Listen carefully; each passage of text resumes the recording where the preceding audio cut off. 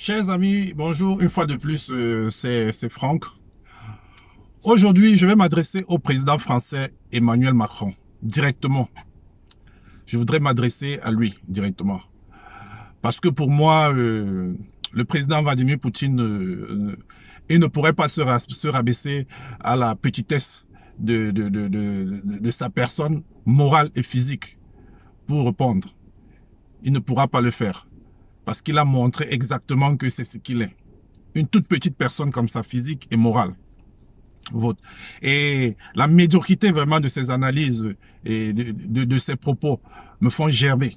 Mais de toute façon, avant de continuer, je vais vous faire écouter un extrait de son interview sur LCI, avant de vous dire ce que j'en pense, moi. Voilà. Le président Macron sur LCI, écoutez. Les opérations humanitaires et pouvoir sortir évidemment nos compatriotes, mais toutes les femmes et les hommes, ukrainiens ou étrangers, des zones de conflit pour les mettre en protection, dans des pays frontaliers ou ailleurs. Et puis troisième point, nous faisons tout ce que nous pouvons pour faciliter la discussion qui a lieu en ce moment entre la Russie et l'Ukraine. Sur les couloirs humanitaires, pour conclure. Les couloirs humanitaires, soyons clairs, c'est la possibilité de faire sortir ces femmes et ces hommes. La Russie plaide pour faire des couloirs humanitaires vers la Russie. Je ne connais pas beaucoup d'Ukrainiens qui ont envie d'aller se réfugier en Russie. C'est une hypocrisie. Et donc c'est un artefact de communication que je réprouve.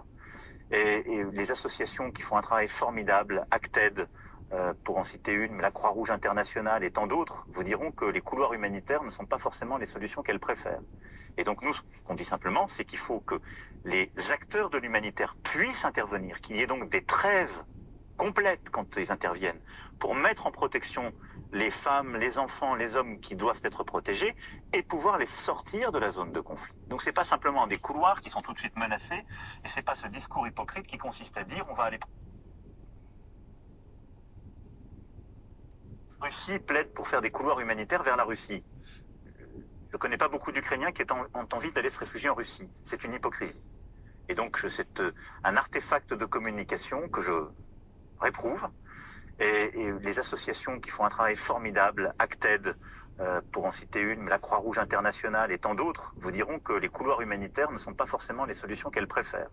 Et donc nous, ce qu'on dit simplement, c'est qu'il faut que les acteurs de l'humanitaire puissent intervenir, qu'il y ait donc des trêves complètes quand ils interviennent, pour mettre en protection les femmes, les enfants, les hommes qui doivent être protégés, et pouvoir les sortir de la zone de conflit. Donc c'est pas simplement des couloirs qui sont tout de suite menacés, et c'est pas ce discours hypocrite qui consiste à dire on va aller protéger les gens pour les emmener en Russie.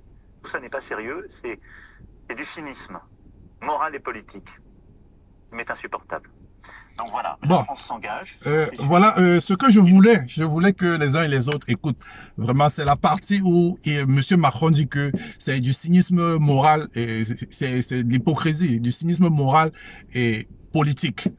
Bon, voilà, je voudrais tout simplement rappeler à M. Macron, quand il parle de cynisme moral et politique et de l'hypocrisie, que la guerre existe. Parce que, par ailleurs, il parle de couloirs humanitaires pour permettre aux organisations qui adéquates, indiquées pour aider la population à sortir des zones de conflit, telles que la Croix-Rouge, etc. Je voudrais rappeler à M. Macron. Monsieur Macron, est-ce que vous savez que vous êtes au courant que cette guerre existe depuis 2014? Vous avez trouvé, je ne sais pas moi, des accords que votre prédécesseur, M. Hollande, avait signés. Avec co-signé avec la Russie et la chancelière en tant que garant de la discussion qui a eu lieu entre les partis de Lugansk, du Donbass et l'Ukraine. Monsieur Poroshenko était président en ce moment-là. Vous avez trouvé cela, vous avez participé à d'autres discussions. Monsieur Macron, qu'est-ce que vous avez fait pour que ces accords de Minsk soient pratiqués? Rien.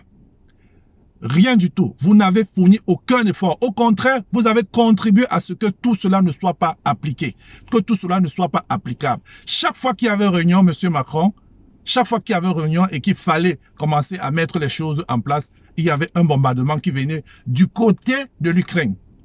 Et qu'est-ce que les gens disaient? Ah non, il y a des bombardements. La seule condition pour que tout cela soit mis en pratique, il faudrait qu'il y ait cessation complète de tir. Monsieur Macron, Depuis 2014, il y a eu près de 14 000 morts.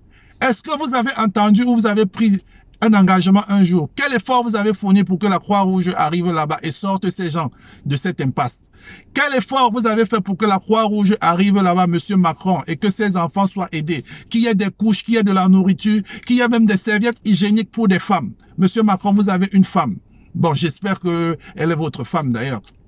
Vous avez une femme. Vous savez ce que c'est qu'une femme. Vous êtes assez intelligent. Quel est l'effort que la Croix-Rouge a fait? Aucun, monsieur Macron. Les gens sont tombés malades, d'autres sont même morts. Des personnes sont mortes là-bas parce qu'il manquait de médicaments. Monsieur Macron, la Croix-Rouge n'existait-elle pas? Elle n'existait-elle pas pour que vous veniez nous parler de la Croix-Rouge aujourd'hui? Vous nous parlez d'un cynisme moral? Vous parlez d'un cynisme politique? Monsieur Macron, ce que vous avez fait, votre silence, le silence de la France, de l'Occident et des États-Unis depuis 2014, depuis ce moment-là jusqu'à aujourd'hui, comment est-ce que vous allez appeler ça? Si vous êtes en train de considérer les propos de monsieur Poutine comme étant du cynisme moral et politique, alors votre silence, on doit le considérer comment? C'est de l'hypocrisie? C'est du cynisme satanique? Ou alors, que devrais-je dire d'autre, monsieur Macron? 14 000 morts jusqu'à aujourd'hui. Aucune aide. De l'eau a été coupée. Vous n'avez rien fait. De la nourriture n'arrivait pas.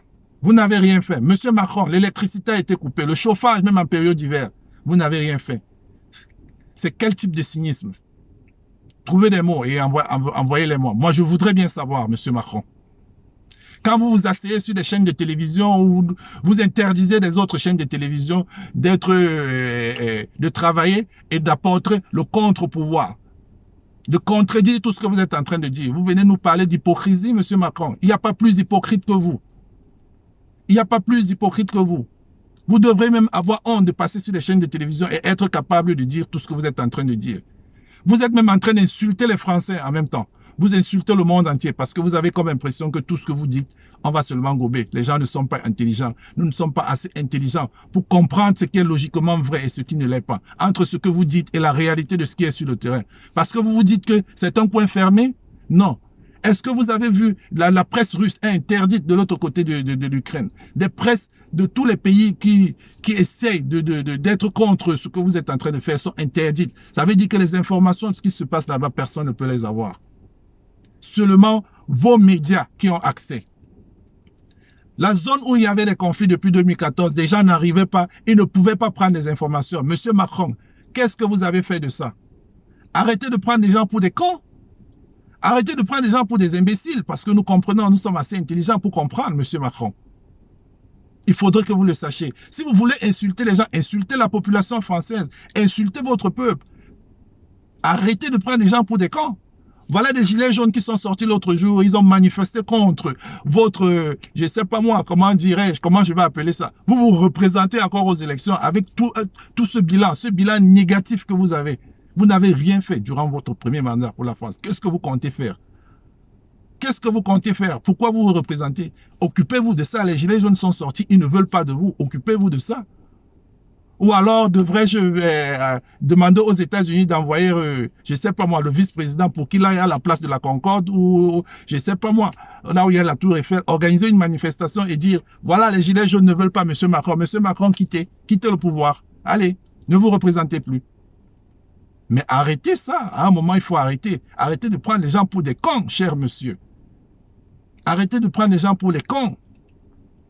Cynisme moral, cynisme politique. Vous savez ce que vous avez fait en Côte d'Ivoire? Vous savez combien de morts il y a eu là-bas? Vous allez parler de quoi? Vous savez combien de morts il y a eu en Irak? Vous savez combien de morts il y a eu en Libye? En Centrafrique? Des femmes violées? Des militaires français qui ont été inculpés. Jusqu'à aujourd'hui, on ne connaît pas la suite. Vous nous parlez de quoi là, monsieur Macron? Vous nous parlez de quoi? Mais arrêtez. Allez vous cacher dans des chiottes. Et arrêtez de parler en public parce que vous donnez la nausée aux gens. Voilà la vérité. Vous nous donnez la nausée, monsieur Macron. Dois-je vous rappeler aujourd'hui qu'après les États-Unis dans le monde, la France est le pays qui a commis le plus d'atrocités hors de ses frontières. La France vient en deuxième position après les États-Unis. Et oui, voilà la réalité. Je ne vais pas me mettre à énumérer ici, c'est connu de tout le monde. Le deuxième pays à commettre les atrocités dans le monde, c'est la France, hors de ses frontières. Dois-je vous rappeler cela, M. Macron? Vous le savez, et tous les Français le savent. Au nom de quoi? De la démocratie, de la paix? Au nom de quoi? La liberté d'expression, de la presse? Au nom de quoi, M. Macron? Des lingots d'or peut-être? Du gaz? Du pétrole? Des minéraux? Au nom de quoi? Arrêtez de nous prendre pour des cons, M. Macron. Ça, il faut que je vous le rappelle. Je tenais vraiment à vous répondre parce que, comme je vous l'ai dit, M. Poutine ne pourra pas. Il ne descendra pas jusqu'à votre niveau pour vous répondre. Vous parlez de couloir humanitaire. Depuis quand? Depuis quand dans le monde où nous vivons, lorsqu'il y a une guerre, on laisse la possibilité aux gens en difficulté de choisir où ils veulent aller? Vous nous faites savoir aujourd'hui que vous ne connaissez pas beaucoup d'Ukrainiens qui voudraient aller en Russie. Est-ce que vous connaissez beaucoup d'Ukrainiens russes qui voudraient aller à l'Europe de l'Est, de l'Ouest? Vous n'avez pas tenu ça en compte? La Crimée, vous avez dit que vous ne reconnaissez pas. Ils ont fait un référendum, ils vous ont dit qu'ils ne veulent pas de vous. Ils ne veulent pas de cette Ukraine-là. Ils veulent rentrer près de leurs frères russes. L'Europe de l'Est, l'Ukraine de l'Est, vous ne voulez pas les lâcher. Vous connaissez beaucoup là-bas qui voudraient aller de l'autre côté pour venir nous dire aujourd'hui que vous ne connaissez pas beaucoup d'Ukrainiens qui veulent aller vers la Russie. Donc vous donnez la possibilité aux gens, aux personnes en difficulté, qui sont sous l'effet des bombes, de choisir où ils veulent aller.